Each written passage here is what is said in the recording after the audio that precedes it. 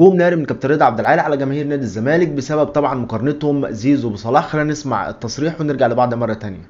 كابتن صح، انا معاك كابتن رضا. وانا في الكاميرون لما رحنا الكاميرون اقول لك على حاجه. الناس كانت موجوده مخصوص الجمهور وجمهور الكاميرون، واحنا ما كانوش طرف. الاستاد كان مليان. كان اعتقد ماتش مصر ومين جابون اللي هو جاب فيه الجول 1-0 كسبنا السودان. مش فاكر كان مين. ما بص هو الاستاد مليان، والولاد هناك الشباب هناك لابسين تيشيرتات محمد صلاح. انت عارف لو خرج وهو بيلعب هنا مش هينول الاحسان والتصفيق ده. اسمع لا بس يا كابتن رضا، اسمع بس الكلام. محدش من يعني الجمهور ما يقدرش يجي جنب صلاح. لا مش هيسقفوا له بالحفاوه بتاعه النهارده. او عشان احنا دايما يعني ما بنحسش بقيمه الناس اللي من عندنا. لا عشان ده مش تبع لا اهلي ولا زمالك. ماشي معاك. واخد بالك؟ فيعني لا بس الزملكاويه بيحبوا محمد صلاح.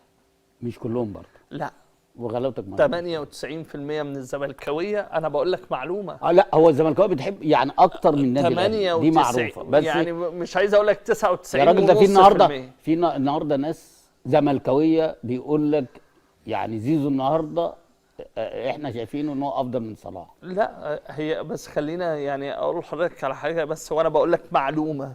99.5% من الزملكاويه بيعشقوا محمد صلاح. ماشي بس لان هو بيحبهم كمان.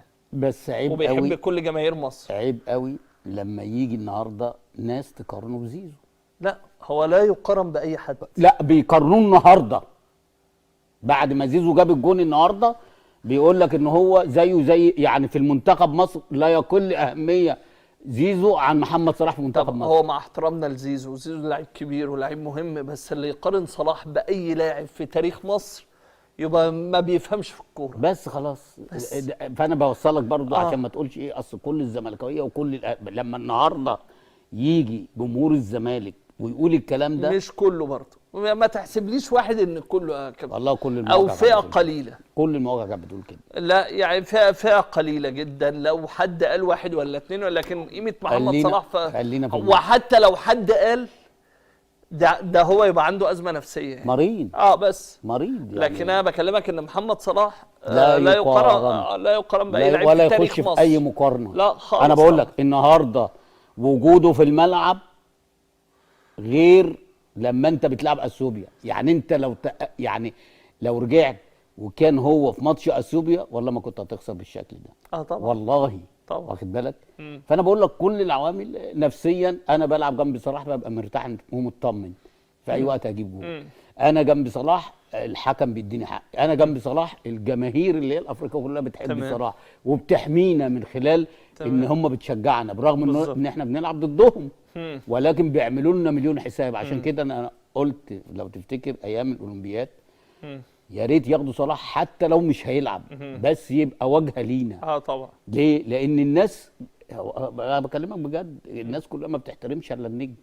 وده نجم فذ. طبعا. فهيدوك احترام وهيدوك معامله غير اللي انت بتشوفها. انما هو مش موجود زي اي فرقه. بيدوك تقل او هو بيديك تقل للمنتخب طبعا في التوقيت ده. كل حاجه بتبقى بحساب. ماتشاتك حكامك اللي بيلعبوا ضدك. وده حصل في افريقيا. يعني هو لو مش موجود وربنا ما كنت وصلت حتى لدور ال 16 خالص. انا معاك. ولو تفتكر حضرتك الماتش المغرب الهدف اللي هو غير اللي عمله التريزيجيه كان في 5 لعيبه بيجروا وراه من المغرب اللي هو المغرب دي. احنا دلوقتي هو افضل منتخب في افريقيا طبعا. دلوقتي وقت مباراه مصر والمغرب عشان الناس بتنسى كان نص الفرقه بتجري ورا صلاح في الكره اللي عملها التريزيجيه عشان صلاح. فانا متفق معاك طبعا في رؤيه حضرتك لمحمد صلاح. زي ما حضراتكم سمعتوا كده دي كانت تصريحات كابتن رضا عبد العال ضد من يقارن محمد صلاح طبعا بزيزو. وزي ما قلت لحضراتكم محمد صلاح ما يتقارنش باي لاعب. الانجازات اللي وصل لها محمد صلاح ما فيش اي حد حتى في المحترفين المصريين حققها. فالراجل ده في حتة تانية كده لوحده يعني في مكان تاني لا يقارن يعني محمد صلاح.